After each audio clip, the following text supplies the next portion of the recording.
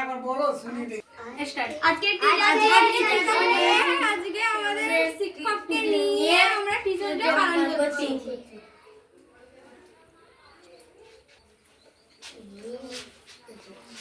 বল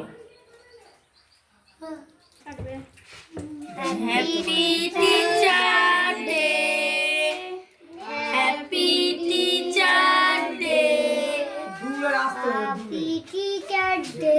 আমি কাছে ব্যাস, এবার তুমি সরে যাও, আমরা পিস পিস করে দিয়ে দিচ্ছি।